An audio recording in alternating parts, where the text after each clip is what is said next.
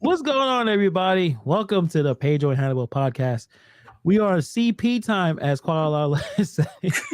Made us laugh as we started this thing. Welcome. I feel like it's been a minute since I know, we've right? done this podcast, right? I mean, It feels longer than I think it was Wednesday, but it feels longer, maybe because of the holiday, Christmas, and all that. Maybe oh I don't yeah, know.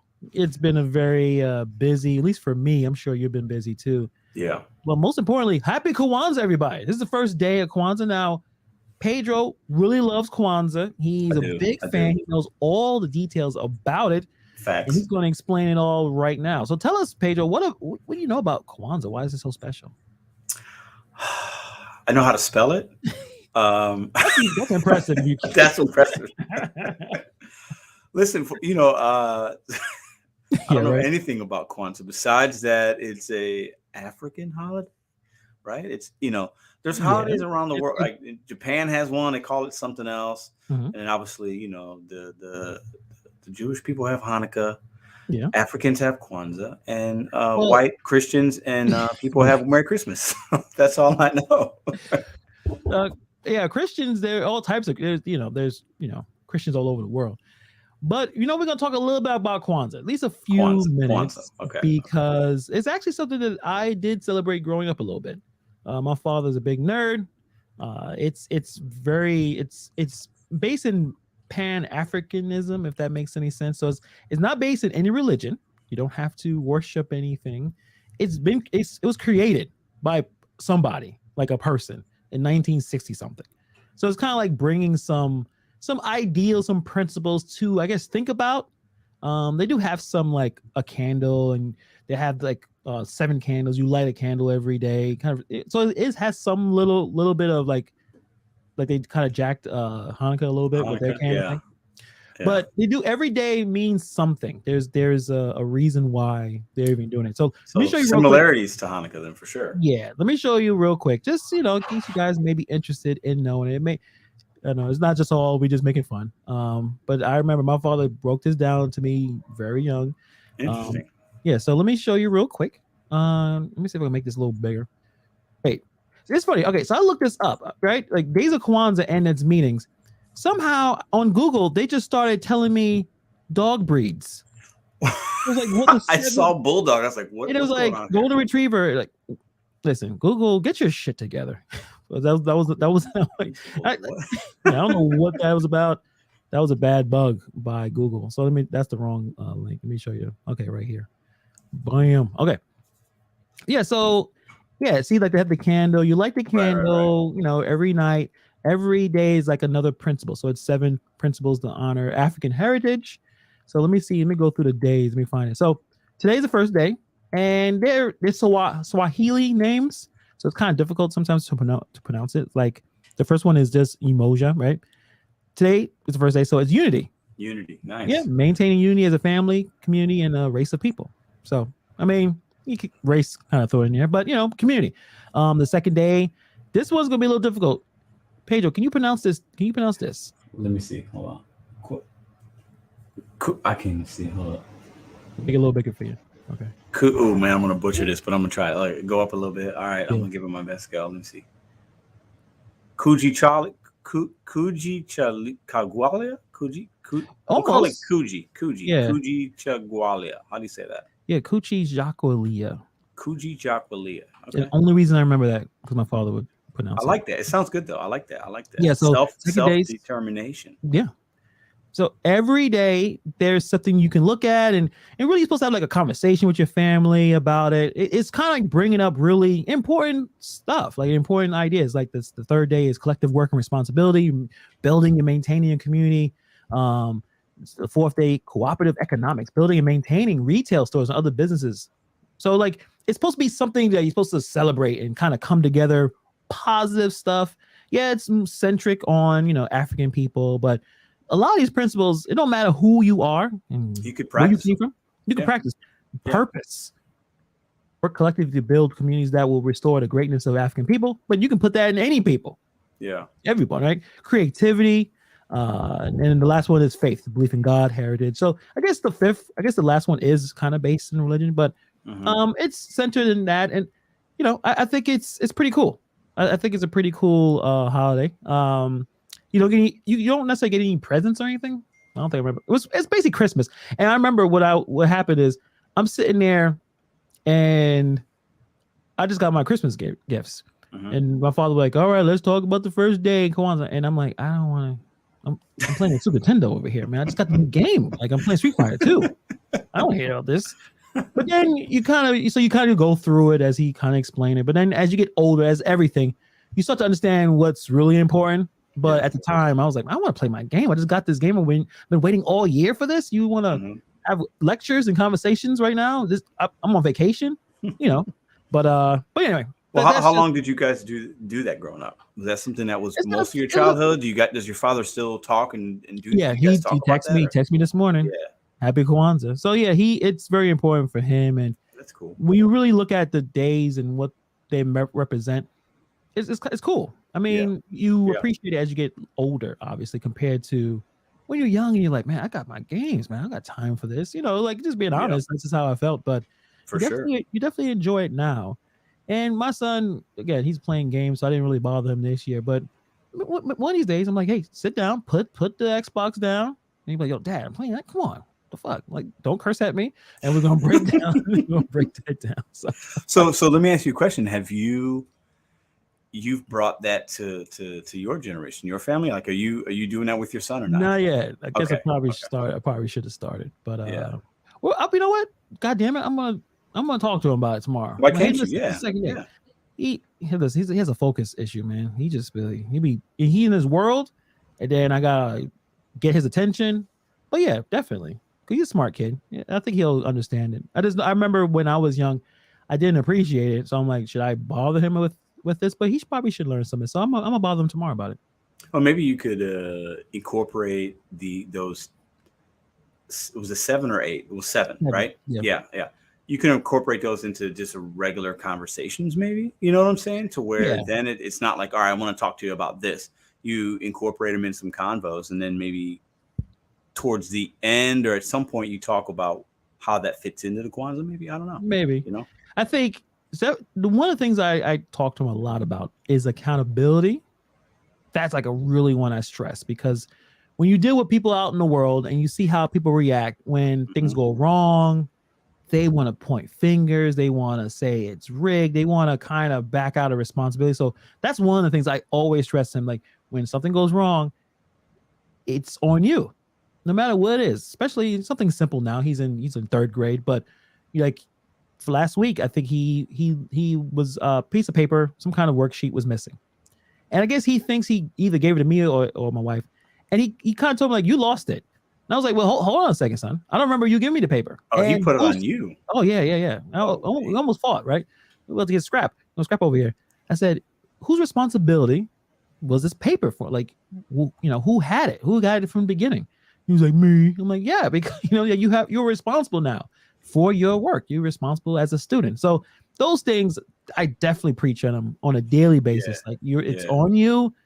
And I feel like you give someone the freedom, at least for me, when I realize, oh, it's all on me, I feel better about it rather than me pointing fingers, because you could do that forever and never be happy or successful, because you're always upset about, well, I didn't get a break because this didn't work out for me. And it's just very victim blaming. So that's a big principle in this household.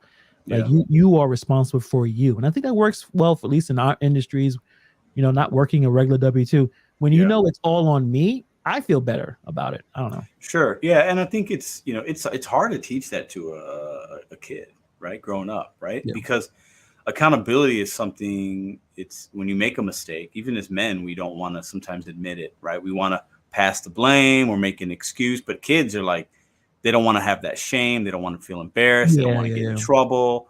But good for you. Good on you for teaching. It's tough, man. It's hard to do that. There's a lot of conversations. A lot of conversations, and a lot of times, I don't know if you feel like this, but I have felt like this. Like, as a father, you feel like maybe you're failing because they don't get it in the moment, right? You're trying to teach them something or ask them, and they don't get it. And it could take you several conversations where you're talking about the same thing or something similar. But if you keep at it, eventually it'll stick. You know what I'm saying? But it's not hard. It's not easy. It's hard. As a dad. one of the, we all, you talk about New Year's resolutions, like what you should improve on.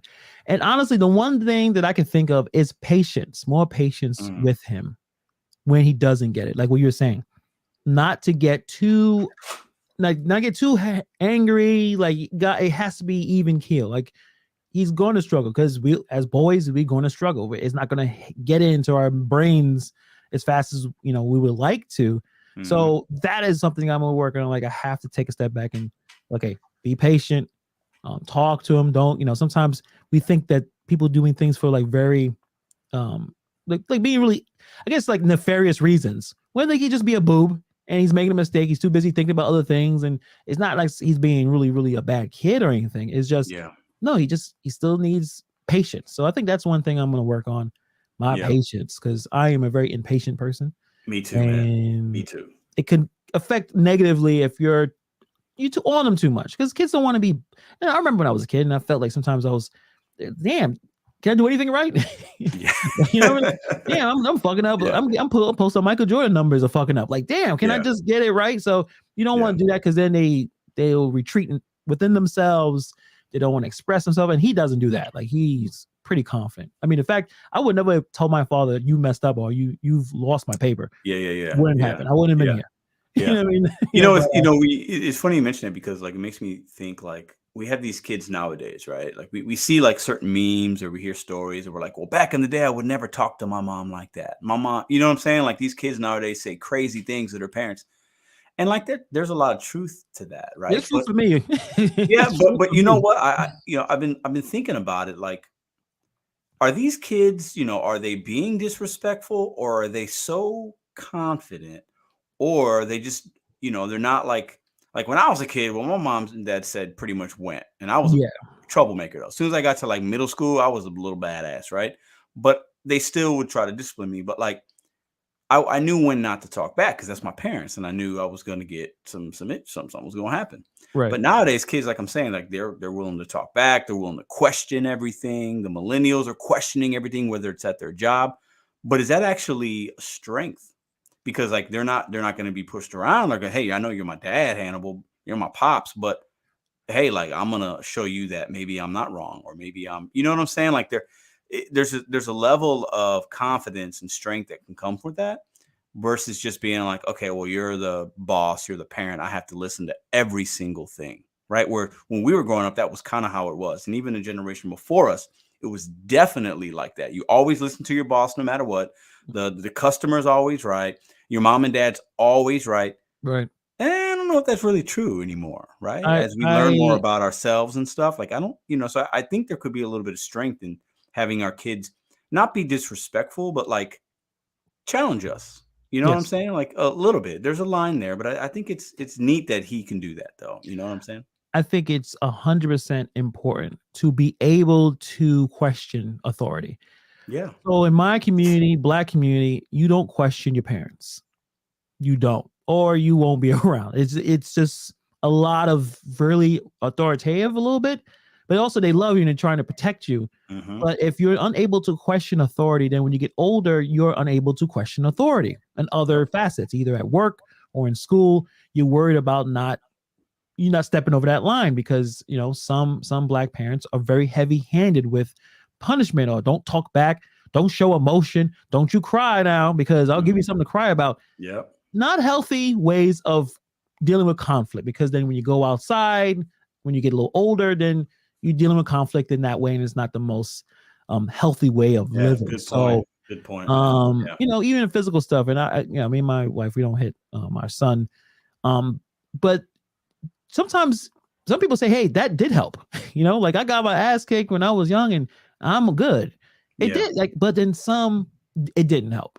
And you could tell by either they've not went in the direction they should have went. So it's a balance. I think you want your kids to question things, definitely. You want them to know they have a voice, right? Yeah. And I think having those conversations, and I can imagine you and your boy talk about certain things. He might get on your nerves. He's not listening. My daughter's the same way. I got a 17-month-old. She runs around crazy, and she knows right from wrong at this point, but she still don't want to, So, but we have to take those time as parents to like sit them down. You got to talk to them. They might not get it the first day, Yeah. They might not get the second conversation, but they're going to get it at some point. I think it's our role as parents to be consistent, be fair, you know what I'm saying? But let them know, hey, your voice is important.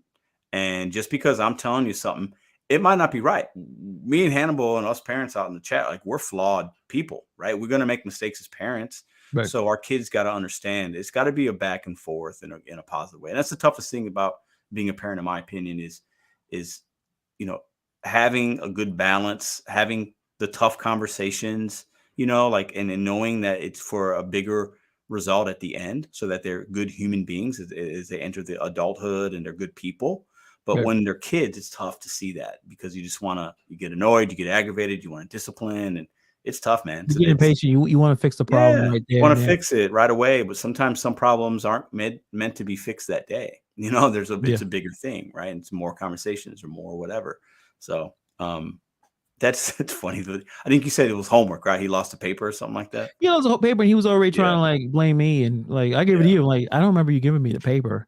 Yeah. And if you did, it's your responsibility to still have the paper. You know, like I'm not in school. You're in school. Like, your job is to be a student. Like I say, that's your job. That's your responsibility, to be a student.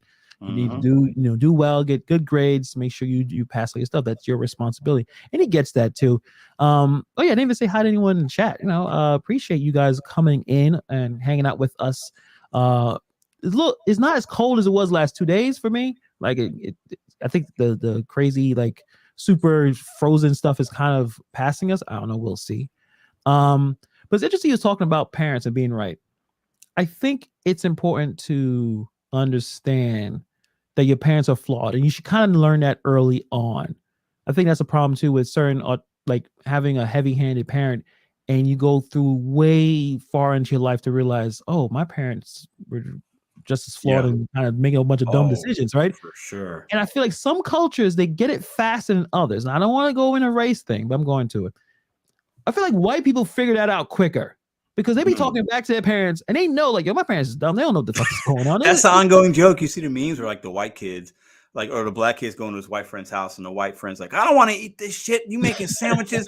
And they, like, throw the plate, and the black kids are sitting there like, you talk to your parents like that? Like, but you're right, though. That's a bit extreme, but kind of where they're able to communicate with their parents. Yes. In a more, and again, there's some extremes there, but they kind of figured out, like, my father don't know what the fuck he's talking about. But us, it's like, nah, he knows. He's like God to me. And then when they don't do it right, things go wrong. You kind of later on, you're like, damn, they're just as flawed. And no, they didn't have all the answers.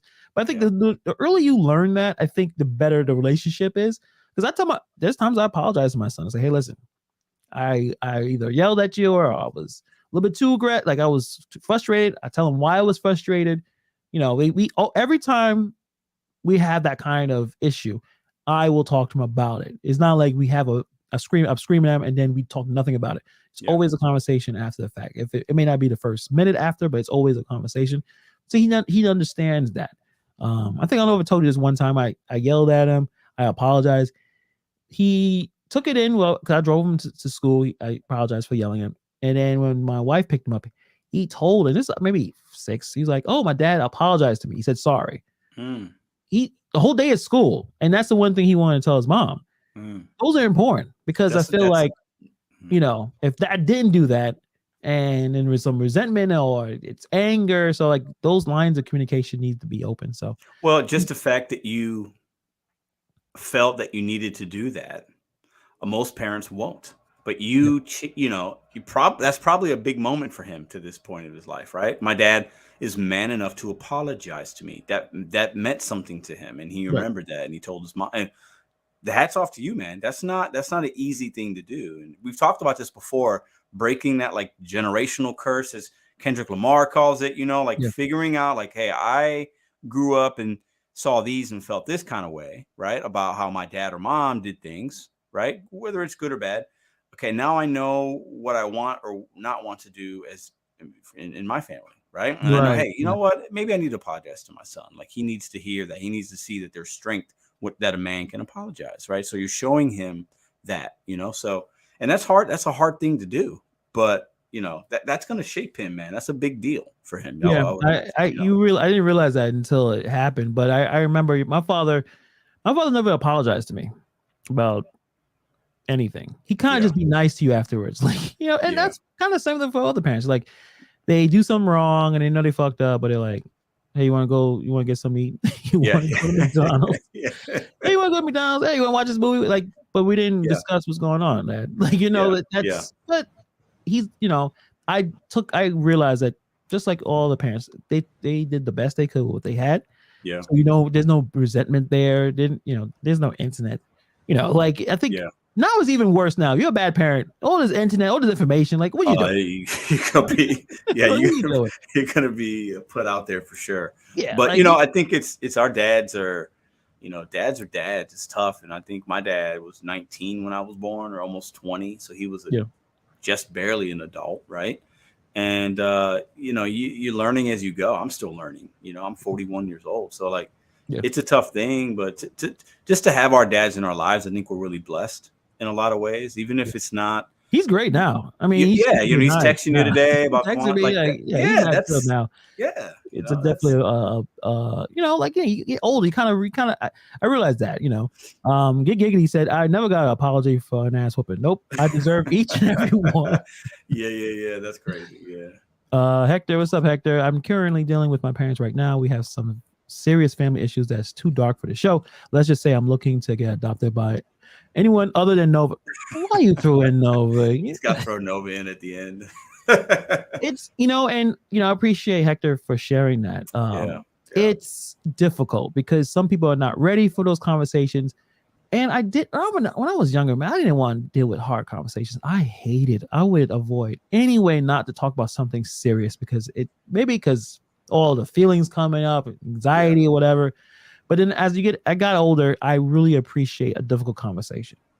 And like I embrace it, but I actually, what? I'll take it back. I embrace a difficult conversation when something's going wrong, or I would like to talk about it now. And that was something that probably didn't happen definitely in my 20s. Like no, I'll figure out anything else. Dude, I'm the same. I'll work longer. I would figure out any way not to have a difficult conversation. Yep. I'm the same. I've dealt with that in a very similar manner as you, Hannibal. And like when I was younger, even a little bit into my 30s. But what I found is it gave me more anxiety. It gave me more things to worry about when I didn't face it head on. Right. So now having a difficult conversation, like it's not like it's fun, but I know that it's going to serve me better the next day or the next week.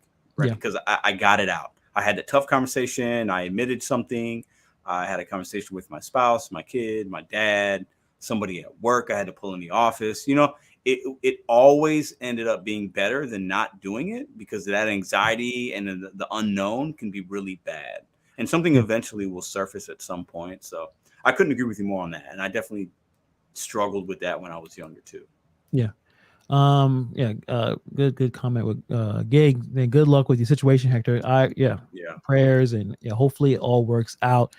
I appreciate this conversation, Pedro. I didn't know it was gonna go this direction. You never know we're gonna get here. So this was not planned, guys. We were supposed to talk about the NFL right now, but really good conversation. I think that's important. Maybe we could tie this in. Let me try a transition here, like it makes sense. So the NFL, right? The Broncos fired their head coach. I knew he was going to go there. I knew he was going there. So do you think the owners, I think Walmart, they're Walmart owners. So they own. I'm not sure. Walmart. I know John Elway's like the GM, right? Yeah, John Elway's like president, GM. I don't know who the owners are. Yeah, but the owners, a few of them are basically, they family of the Walmart empire, right? Were they too impatient in firing a guy that didn't finish his first season? This is the shortest reign of any head coach, first-time head coach in Broncos history. Do you think they pulled the trigger too quickly with that situation? I do not. I think that clearly there were a lot of locker room issues. It boiled over into the sidelines. The NFL the leash is very short, right? So, Urban Meyer did some other things, but he also didn't have his locker room, got fired last year before the season ended. And he had cachet, like he came. But he did. Like he was. He did. But I think it was the right move. I think you have to cut your losses. Man's still going to get paid at some point. There's some guaranteed money there, I'm sure. But when you lose a locker room, you're done. And he lost that locker room, I think. And I also think that if the Broncos could go back in time and before they signed Russell Wilson, they probably wouldn't because they gave him a lot of money. But in the NFL, it's the quarterback or the head coach. That's it. Yeah. Right. And no one knew that Russell would regress this. Like so they had one of the two had to go, and I'm not surprised they did that. It's a business move. They got to bring somebody else. And that guy, he was mismanaging timeouts. He was mismanaging the first game, everything, field goals, this, that. So he was over his head. And I think when you have a quarterback like Russell Wilson, I will say this. I think Russell Wilson is a leader. He's taking it on the chin. I saw some things yesterday, and he's still going to his guys on the bench. Like, come on, guys. Like, he's not somebody that's hiding in the corner. He's not a bad guy. You cannot say he's a good heart. He's just a corny cornball. That's it. Like the only thing he's a little corny, but he's got leadership. He does have leadership qualities, and I think that one of the two of them had to go. And I think that to be a rookie head coach, you got to have a different type of strong leadership or personalities. And Russell Wilson isn't that guy. For all the things he does well, he has some deficiencies. So I'm not surprised they let him go. They have a really talented locker room. They have a really good defense. Statistically, they're like top 5, I think, as far as points allowed. But the offense has been putrid, like really bad, right? And the play calling. What is his background? He's an offensive guy. Is it defense? You know what? I'm not sure 100%. I'm not really sure. I think he did some of the play calling, if I'm not mistaken. Yeah. If somebody in the chat knows different, please correct me. But he had to go. This has been a really, really bad season. Yeah, and Russell Wilson also, if he was playing better, Nathaniel probably would have his job. But probably, yeah. I've seen Russell Wilson win games with team on his back, man. And this season is just so weird. And I think they thought we'll just put anyone as a head coach. We got Russell Wilson. He'll just figure it all out. No, he still needs a coach. He still needs something competent. He had Pete Carroll on Pete Carroll's a great coach. Yeah, he is. And I don't think you just put anyone in there. And I think that goes with a lot of quarterbacks. I feel like, you got Tom Brady in there. He'll just figure it out. Yeah, maybe. But now I think Tom Brady has a coach that, is he really that? Does he have the kind of imagination that Andy Reid has? Like Todd Bowles is he's old school defensive guy. Defensive guy. So he's not going to be able to be creative. He's not, like Kyle Shanahan. He's going to fucking pull some kind of, some plays out. Now, Tom Brady's like, well, I was going to figure this out and grind this out. That game was boring as hell. Yesterday. It didn't get good. They went into overtime. I was watching some of it. They got good towards the fourth quarter, and the first 3 quarters were really bad, but the fourth quarter and overtime were decent. But I think I'm not surprised. The Broncos have made some mistakes. They'll be fine. They got a talented roster. Next year will probably be better, but they're in a tough division, and the AFC's tough. So I would think Russell Wilson's best football is behind him. I don't think it's ahead of him. But what is it? Is it an injury issue? Is it what is it that he's not? I don't know. Is his arm gone? Or is just this is what I think. You just mentioned Pete Carroll, right? Yeah. Geno Smith's had a good year. The Seahawks have regressed a little, but Pete Carroll is a leader of men. You see him, how he talks to his guys. He motivates his team. Pete Carroll's been doing it ever since USC, right? And I think he coached the Jets a long, long time ago or something like that. Anyways, I think he may have had some before. Or the Patriots or somewhere. Pete Carroll's a leader of men, and he's got a lot of energy, and he knows how to get the best out of his group, right? And I think that when Russell Wilson was there, Russell Wilson didn't have to be that leader because they had Pete Carroll, Richard Sherman, Marshawn Lynch. They had the Booms. They had other really strong individuals, right? Strong personalities. Russell Wilson goes to Broncos. He's supposed to be that guy. And I think he's a leader in some ways, but not, so I think that I think Pete Carroll just was masked a lot of some of the deficiencies that Russell Wilson had. It's more like a leadership issue, not necessarily a schematic, but then there was some, like I said, there were some issues where he literally messed up. The very first game, you got Russell Wilson. Why are you trying to kick a 75-year field goal wicket? Why don't you just put him back in? He would have made it. Russell Wilson still has talent. He's not, I think he's had some injuries here and there. He still has the talent. His arm's still good. I think and I've said this before, I think he's not the kind of guy that's going to question. We're talking about kids questioning their parents. So I think Russell Wilson is a guy that comes in like, hey guys, I'm here. How's everybody doing? Everything's good. Everything's good. And he's just like, let's ride. He's doing high knees in the airplane. Like he's a guy that's just like, I'm just like super positive all the time versus like being willing to have a tough conversation maybe. Tom Brady was like, "No, we're not kicking this. Exactly. I'm gonna punch you in the face." So Russell Wilson throws a pass to somebody and they drop it, or Russell Wilson misses a open guy. Like that's happened a lot this year. His receivers like, "What the hell, man?" And his receivers might be like, "Dude, I was open." Russell Wilson's like, "It's okay, man. Just pray on it. It's fine. Everything's good. We're good, guys. Come on, let's ride. Let's ride." Whereas Tom Brady or Aaron Rodgers or Mahomes or Josh Allen or Jalen Hurts are going to be like, all right, you know what? Yeah, I fucked up. My bad, guys. Ain't going to happen again. Or, hey, A.J. Brown, you dropped that ball, dude. Come on. We got to do better. Like, he's going to get in them. And guys that are this talented NFL respect direct. Like, they want you to tell them how it is. And Russell Wilson's just like, let's ride. Let's ride. And it's like annoying, right? So I think Pete Carroll helped him a little bit in Seattle because Pete Carroll's a guy that's going to have a tough conversation, but he's going to build you up. The quarterback didn't have to do that as much then, right? Yeah. And in Denver, he goes with a rookie coach, and Russell Wilson ain't built like that. So I think they need a strong personality to come in. Experience. Everyone trying to find the next, Sean McVay. They want the younger, wonder kid. Those guys are rare. Just get an old school, fat NFL coach that will tell how like it is. It's not scared of these. Rex Ryan's going to be next. Oh yeah, Rex Ryan. Broncos. Problem is, Russell Wilson's still by himself in offense, but yeah, you just said strong. I think strong leadership is definitely it.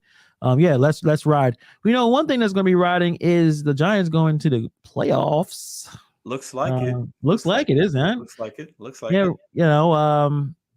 If you had told me in the beginning of the year the Giants would have made the playoffs, I would not believe you.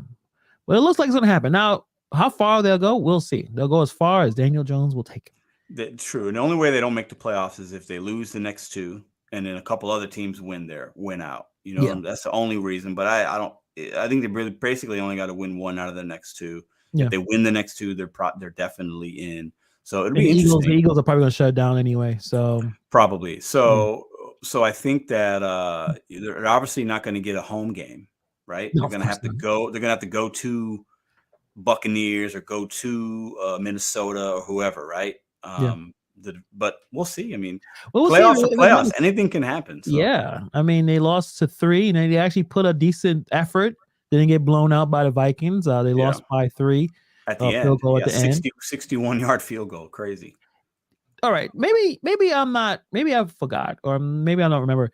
Did kickers hit 60 field goal? They have before. It's more. It's it's happened, but not as frequent. And right now, like anything, 55-yard field goals are kind of like normal. Like you're gonna get one a game. It seems like, but these guys have different legs. The juicing, what's going on? Like I remember back in the 90s, 55 was like, this is unnatural. Yeah, back in the day, like if you kicked one from there, it's like that was a big deal. You had 1 or 2 a week in the whole NFL. Now it's like you've got 10 a week of like 50 or more. Someone's gonna hit at least past 50. I was wondering that. I'm like, it was 61 and it had air, and he like the dude was. I'm like, what's going on over I think the record's like 64 or something. At some point, somebody's going to kick a 70-yard field goal. 70. They're going to kick it from like basically if you kick it from the 50-yard line, that's like what, 67 yards. So somebody's going to kick one from. That's crazy. Not even the half the 50-yard line. It's going to be 70 yards. It's going to happen. I think. Because at that point, do you need any more? Like you always get 3 points. All right, we're done. All right, let's get this golden foot over here. It's still hard though because from that far, I feel like I don't know. It's you got like these Justin Tuckers and these guys with big legs. Yeah.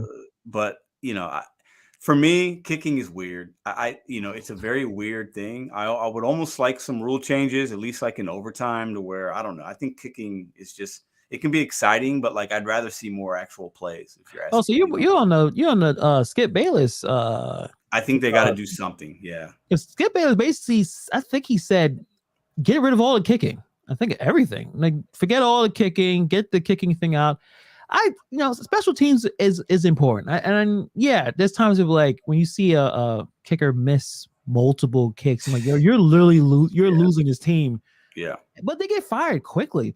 Their leash is very, very short. They don't have you're not throwing No, they don't. Quarterback could throw 3 picks and still get to play next game. You miss chip shot You're field goals, done. you're done. Like you're out of a job. Like they're not keeping you. So I think it kind of works itself out. But I'm saying that when you have a good field goal kicker in your team, you want the field goals, right? Sure, yeah, but there's only 5 or 6 of those guys that are 90, 95% or more. There's not a lot of them. So the kicking thing's just weird. Dick has a really good comment. If you remove all the kicks, you'll have to call it something else other than football. Well, it's funny because there's that reminds me of Giggity, soccer and football. So in Europe they call it football. And that makes sense because your foot touches the ball. Yeah, in football, in American football, our foot touches the ball, but not in only the punter and the kicker. Only the punter and the kicker, and those guys are the most irrelevant guys on the team. They just are. I don't care what anybody says. Americans, man, that's just we just take shit and take names. We're gonna call it football. Why though? Why? Yeah, you're catching it, you're running it, you're throwing it, you're kicking it. You are kicking it sometimes, but in European football, which we call soccer, you're kicking it all the time. You can't touch it with your hands unless you're the goalie. So literally football. Yeah. And we came in and just makes whatever. But football is the most. I mean, it's the second most popular sport in the world, right? The soccer, so football, the European football, we call it soccer. That's the most popular sport in the world. Most people watch it, but in America, football is king. Like it's more popular than basketball, more popular than baseball. But it's interesting when they go across the seas. They got full out crowds. Like, it could be just more like a spectacle. Like, hey, let's go see this weird sport. Like, I don't know if they'll ever catch on. They tried NFL Europe, it didn't last. But they do pull crowds in when they do bring NFL teams over here. So I don't know. I think this is like physical games, and then you see how big their drinks they get at the stadiums. You ever seen this? Oh yeah, like the big yards, like the big, it's crazy. And it's probably like real cheap and. Europeans drink a little differently. Like they could take more alcohol. Like imagine if American stadiums had like damn near a 2-liter beer that just handed. We could. I mean, we have riots and fights in the stands. It would be like our big riot. Hector, you ever been anywhere that you had one of those before? One of those yards or whatever? I think that's what they call them. Oh no, man. No, it's expensive. When I go into Barcade Center and they want to give me a can of beer for $13, I'm like, what am I doing this for? I might as well just drink and get blitzed before I get to the damn drinks are and food, everything's so expensive again. It's crazy. Is golf a sport? I don't think it is. I think golf is a sport. I do. Yeah. I think when you're leisurely playing on the weekends and you're like, an old man or woman but I think professionally, I think golf is a sport. Yeah, I think it's a very difficult sport at that. Yeah. Gotcha. Okay, so I wanted to bring up some NBA talk because, listen, you guys may know where I came from, where I'm born and raised. Here we go. I was waiting for it. But this had nothing to do with that. Maybe it does. So, Brooklyn Nets are doing pretty well, right? They're finally on the roll. They're doing their thing, and there's one man that's leading that team to success, and that man is Kevin Durant. Yeah. Kevin Durant is my early MVP pick, and if they continue on this path, he should win MVP honors. He'll be the second. So right now, he's your MVP guy. Over Tatum? Over Tatum? Listen, you take Durant off that team, how many games are going to win? Tatum, take Tatum off the team, they're still an okay team. They're not going to go to. They're not lottery if you take Kevin Durant and you just keep that silly ass Kyrie Irving in that team. we already see what Kyrie Irving has done when he leaves the team. They don't do anything. Yeah, Kevin Durant is doing everything for that team for them to have this level of success. Now I know you got the Jokers in the mix.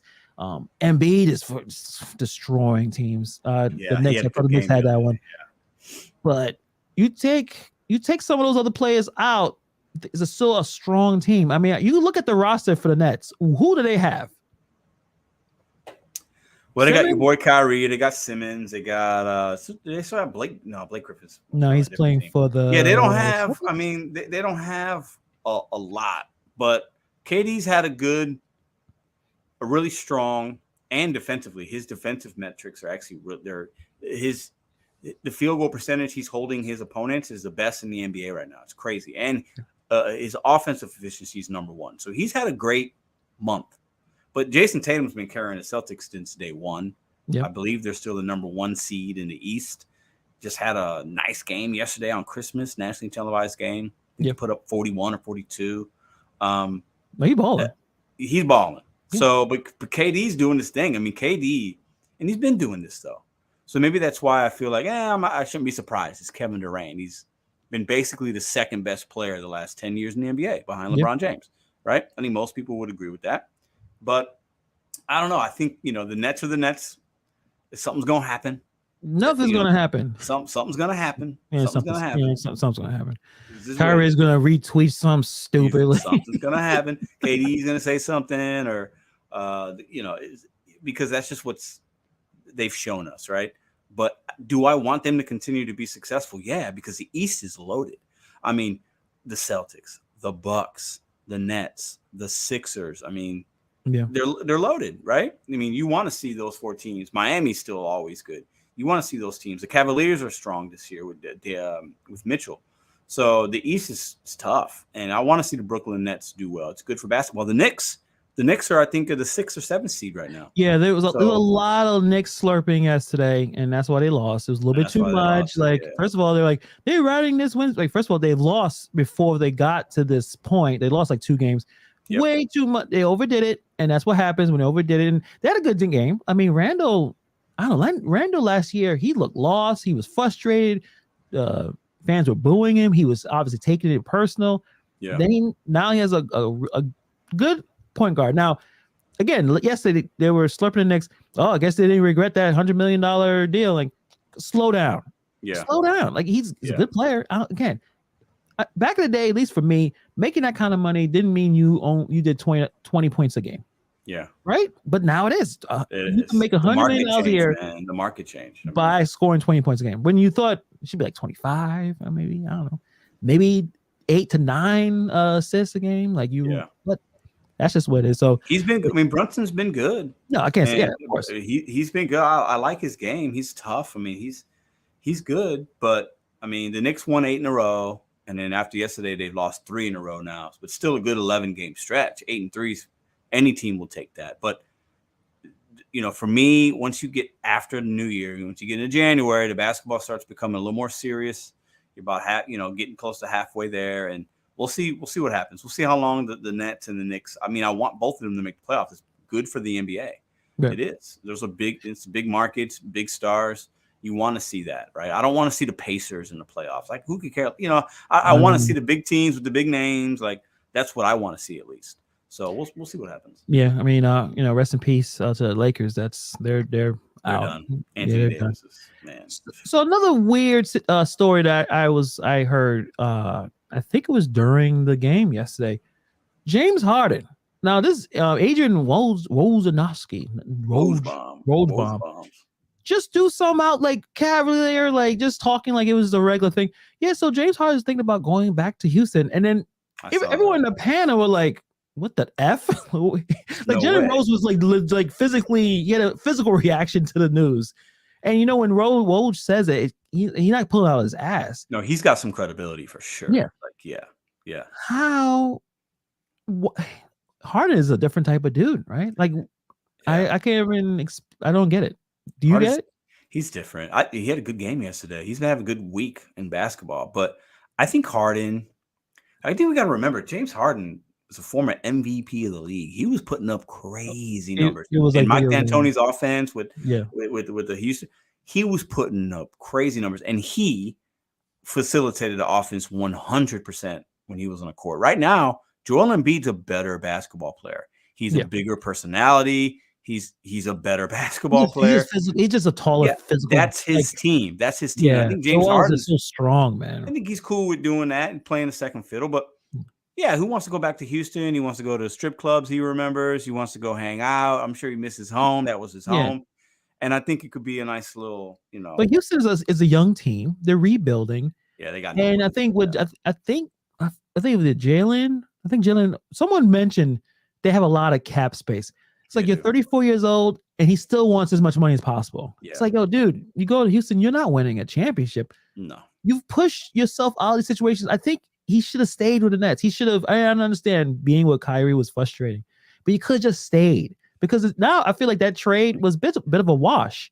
Harden is not as important as we thought. Like he No. you know, they changed the rules a little bit. He's not getting to the field goal to the field goal to the free throw line as much as he used to.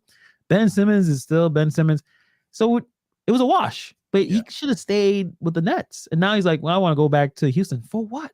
Like, don't you have? I guess money is money, right? Like, he wants a big contract, and I guess the Houston Rockets is the one team that would do it. Why would they do it? Why would they give a lot of money to a 34-year-old player? I mean, the Houston Rockets had some relevancy when they had him and Chris Paul was there, and like they were in the playoffs and pushing the OKCs and playing all the, getting the Western Conference Finals.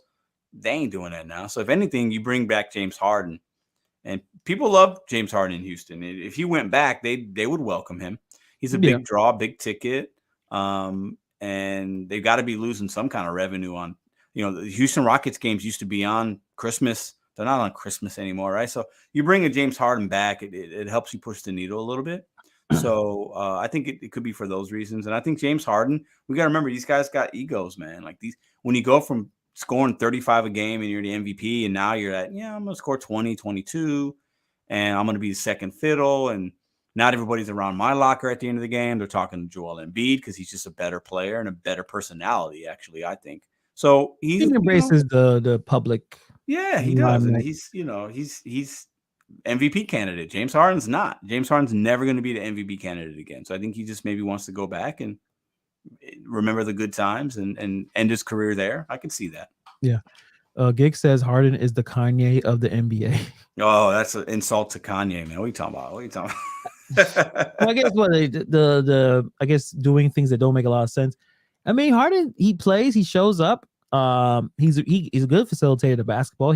For sure. His point guard. Yes, his assists have been crazy. Step back threes are not as probably as dropped as used to be, and he does it again. A lot of success Harden had in Houston was his ability to get to the free throw line. They changed a little bit of the rules there, where he's just not getting those kind of calls anymore. Probably also physically 34 years old, play a lot of basketball. But when I heard that story, I didn't understand it. But Harden's a different dude, and he may want to go back and just be the main dude.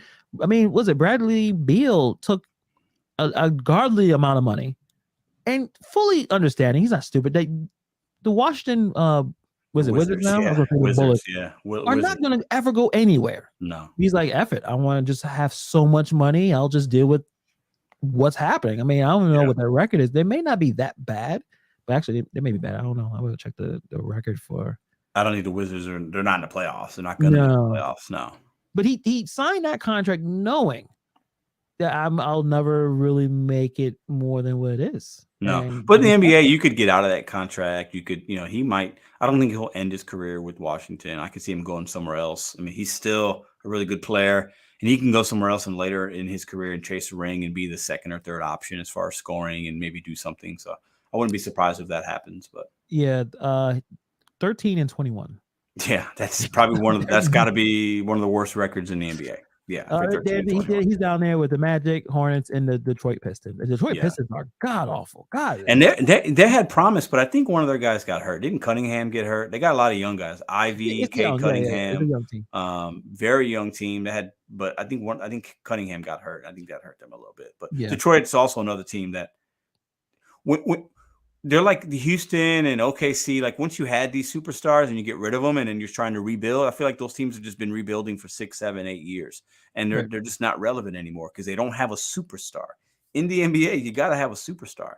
And when you rebuild, and if one of your draft picks doesn't hit like right away, it's going to be tough, So in the NBA, man, there's like 8 teams I think right now that could realistically like contend, but there's only 4 or 5 that are going to win a championship that you won't be surprised if they do it, and Detroit and Orlando and all these teams, even if this Victor kid, Wembanyama or whatever his name is, even if he goes to, let's say, Orlando and they got all these young studs, they're still several years away from competing for a championship. Yeah. I mean, unless he just acts like Durant, which everyone is. It's interesting that we are looking at Victor as if he is some special unicorn.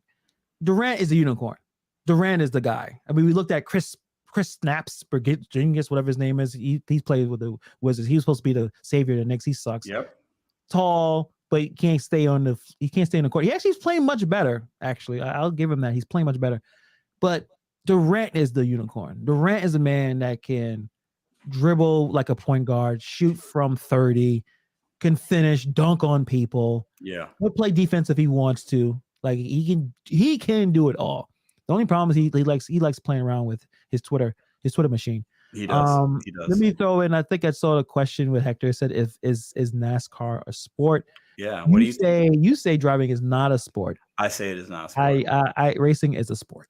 Racing is a sport. Interesting. Yeah. Okay. Now you know we look at different types of sports. What's more physical exertion or mental exertion? Get into a car going hundreds of miles an hour for hours is a very physically and mentally draining activity. You can die too. Like that's also a really like you can like people have died racing.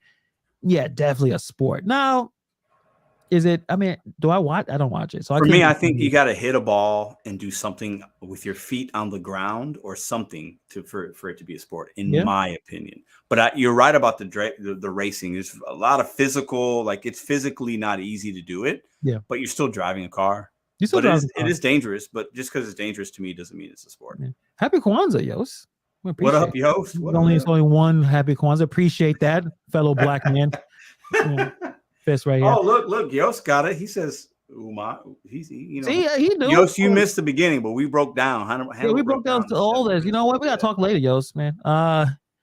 Yeah. All right. So being a fighter pilot, going all the speed. Yeah.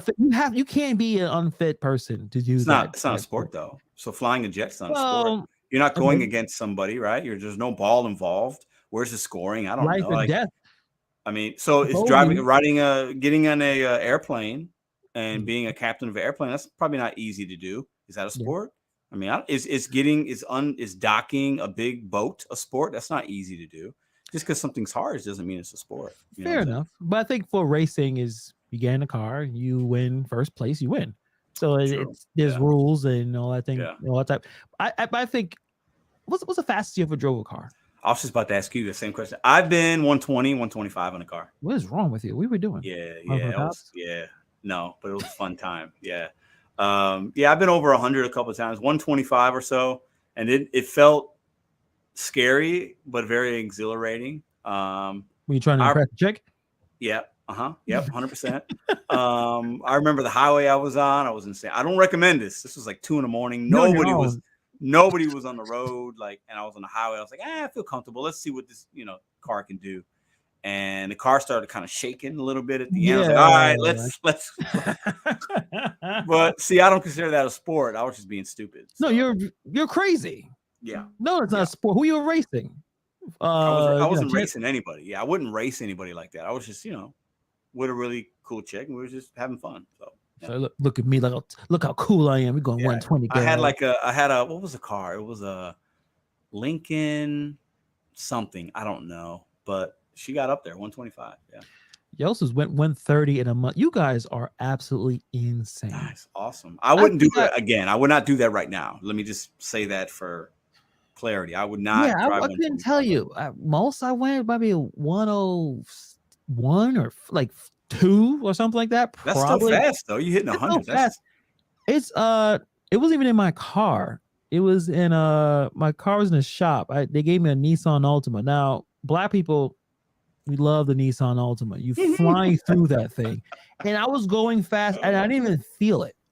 To a point you look down, you're like, oh, because I'm on the highway, but I can see why people like the Maximas, like high performance vehicles, and you barely are touching the pedal and you're flying. Now I would not be going 120. Nah, that's kind of crazy. But yep, rental, right? Listen, you take your rentals, you're like, yo, F it, let's go. Let's push it. Yeah, Mustang, that must be definitely exhilarating experience. But yeah, too scary right now. The Ultima is the hood classic with the. Ultima Maxima. How about the Maxima? Don't forget about the Maxima. But yeah, but that's a little bit more expensive, Pedro. Like we just. Oh, is it? Oh, I don't know. I never had one. Yeah, of I think them. I think that Maxima is like a more expensive because like it's it's like Corolla versus Camry, something like that. Yeah, or like okay. You got what's it? The Civic, and then you got what's the Accord? The Accord is a little bit more expensive than the Civic. But I've seen some tricked out Civics, man. The Civics are the cars that my buddy had a Civic. He would lights and the spoilers and like all the little like he would lower it. Yeah, they would lower it. Put the little rims on there. Put the exhaust. Like I'm not into that kind of stuff like at all. But I appreciate it. But yeah, I'm not into. But I will look at him like that is a lot of care and. Well, but I'm like I wouldn't do any of this. He said Hector said anyone who owns an Ultima thinks they're a poor man's Hellcat. I know we're insulting each other. We all drive regular cars. No one's here in the Bentley. Nobody's in. No. I got a regular ass car. But I'll say in St. Louis and in Chicago, like the old Cutlasses, man. The Cutlass Supreme, like those are the cars that like all the hood guys wanted. That's what I remember. Or like the Jeeps, like some of the Jeeps and stuff like that were really popular when I was growing up. Yeah, as long as listen. Now, as you get older, you're like, how much gas does this take? And there's not enough space because when we go to BJ's, when we go to Costco, can we fit like that? We become You're not wrong. You're not wrong. You put your dad brains on like, is this safe? We're looking for practicality. We need it to be practical, right? Because those are the things that are like our everyday things that we do, right? And when we're younger, you just want to feel like, oh, how do I look when I pull up to the light? How's my sound system? Do I got the right rims? Is my car clean? Because we think that's important. When you get old, it's like, how's the heat in this car work? Do I have Wi-Fi? Is there auxiliary? Do I have a charging system that's wireless? Like that's all the shit that I'm looking for when I get my next car. Yeah, because that's important at this point. You know what I'm saying? But yeah, your priorities change. So like, what is your dream car, man? Like, are you looking to buy a new car? What are you looking to get? I mean, my dream car is a Jeep with a mercenary kit on it. A big Jeep, big tires. I like the Jeeps. That would be my car. I'm not like I wouldn't need like a fast, sporty car. I would give me that and then give me like a really nice Camry. I'm good. I'm not a big car guy, but those kind of cars I like those. I'm not a car guy either. So I couldn't even tell you, to be honest. The next car I get will be an SUV. I know that, but right now is a bad time to buy an automobile. And I don't need one, so I'm not going to buy one. But the next car I get will probably be a bigger car. So, are you a basic black man, yo? So you want a Charger? He wants a Charger, and like all your gas money gone. You don't look cool. You can look badass. Listen, I gotta drop a reference, and maybe Hannibal has seen this episode. Maybe some of y'all in the chat. So anybody here watched the show ATL Atlanta? Okay, with our man Gambino, right? Yeah. Donald Glover. Oh yeah. There's an episode where there's a guy riding around in like a Charger or a Challenger or whatever, and he looks real cool, and he's got a backwards hat, but then like he gets out of the car and he's got like boxers on and like some raggedy shoes. He's like getting gas at the pump, and he's like making sure nobody looks at him. But then when he gets back in the car, he's like cruising his city. He's like, I'm the man. Like if you don't know what I'm talking about, you can just Google it, or it's probably a little clip on YouTube. It's hilarious. So yeah, I think that's why there's so much money being pumped for promotions, commercials. Like your car is supposed to represent you, and it's supposed to represent what kind of person you are. Like the sporty car for someone or the outdoors, where that's why they spend so much time and money to craft these commercials, these promotions to grab people to buy. Like you get in this car, you're supposed to feel a certain way, and I don't know, when you get a new car. I only so far in my life I've had one new car. The feeling leaves about 2 weeks. Like just becomes a regular car. Like I don't feel the same as I did before. Maybe because I would need a better car. Like I would love a Tesla. I think Teslas are pretty cool. Yeah, they are cool. After a while, it just becomes my car. I don't think I'm gonna have the same feeling the first week, and I'm gonna have the first year. Like after, I'm like, oh, this is the same regular shit. Especially after the first scratch, the first bump, whatever. Yep. It just becomes a car. I think it's about. I think too many people put too much of their worth or their monetary what they have into a car, and it's not a good investment unless you're like ultra rich and you're buying a car to flip it or something like that. Yeah. A car is like used to be run around and it depreciates as soon as you get it. So I never put a lot of value on having like a really nice car. I just wanted something that would get me around, that was more reliable than anything, and maybe had a couple features that I liked. But like, to me, a car is a really bad investment for most of us regular people. That's how I look at a car. But unless you're you do what we do a little bit, where you are making money from the vehicle by using the vehicle. Sure. But I have a question. Well, Kuala, I have not ever test drove a Tesla, but I would like to get your input on this one, and Pedro as well. Do you think women find good looking cars? Like, if a dude had a really nice looking car, does that help him attract women? Like in a real way? Because some women say they don't care. You know, the kind of cars I see women drive is a bunch of Nissan Rogues and very what? That's so you're so specific, but right. But the Nissan Rogue, I've driven it. Very easy to drive. My sister had a Nissan Rogue. Yeah, man. Shit. It's a pretty good car. But it's very, maybe for really solid utilitarian kind of vehicles. Nothing too fancy about it. But do women really care about someone driving in a 2-seater for Chargers looking? So let me answer that. But I think it's hilarious because Hannibal mentions Tesla, and then the Driven Dad pops in, the Tesla King. So I think that's hilarious that we like that's funny, we said Tesla 3 times and poop, the Driven Dad's in here. So that was pretty funny. Well, let me answer your question. So I think a certain type of woman values that and likes that. Yeah. I think especially when you're younger, like, in your 20s or something, like you want your man to have a certain car. It's cool. You're getting in the front seat and, it's nice. It's more comfortable. Let's not kid ourselves. A clean, nice car is more comfortable to sit in for men and women than a dirty car or a raggedy car, right? But I think, a certain kind of woman does value cars more than others. I think there are a lot of women that like cars, though, too. So maybe they want to date a guy that also has an interest in cars. So there's a commonality there. But I think, it depends on the woman, man. I've never had a nice car. A nice car is a good bait. Well, it's going to get you. Listen, I'll say this. I've seen like the little clips where like the gold digger clips where a guy pulls up, hey, can I get your number? No. Oh, no, this is your car. No, let me, and most of them are staged, but there's some truth to that, right? It's a status thing. If you see a young man and he's got a $100,000 car, he probably has money. Doesn't mean he does, but he probably does. So some women might like that. So I think initially, if you're for dating purposes, I think some women will value that. Yeah. But that's only going to last a few weeks, maybe a month, right? You don't want to date somebody that only wants you for your ride anyway. That's not going to really last. So, but I think there's some truth to it. Yeah. Nomadic gig ecom mom says having a car. Just having a car. Like, yeah. Are you taking care of yourself, or you can purchase a vehicle? And I understand it. Like, image is everything, because I feel like even when you see someone with a really expensive car, they may be having all types of financial issues because, like you said, buying a car, a lot of it's not a good idea, right? Because once an accident happens, something, even how great your insurance, not gonna cover everything. Yeah. So it's a liability, definitely, and you kind of don't want to spend too much money on your car. Yeah. I would say this though. I think if you're a guy that has a car, and we all have different levels of what we have and what's important to us, but even if you have a car, let's say you got a Corolla, and it's like those are nice, but let's say it's like a 2002 Corolla, so it's a little bit old, it's 20 years old, but it's a Corolla, it's still doing its thing, right? Yeah. But if it's in really bad shape and the inside's dirty, and you go pick up his girl for a date, that's not a good first impression, guys, right? So usually you going on a date, whatever you got, make sure it's clean, it's vacuumed, you put an air freshener up, you wash it, you make it look the best that it can look.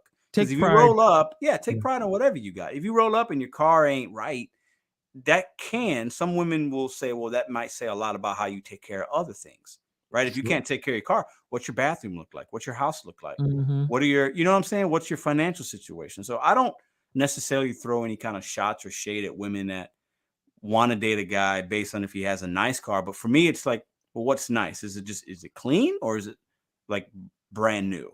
To me, it's like, just keep it right. Keep it clean. You don't want to pick her up and the thing sounds like it's about to blow up. Like, that's not cool. That's probably the date's probably not going to end well for you, Yeah. Gig says, Pedro, a couple of weeks is all I need. Any longer than that, you gotta help with the rent.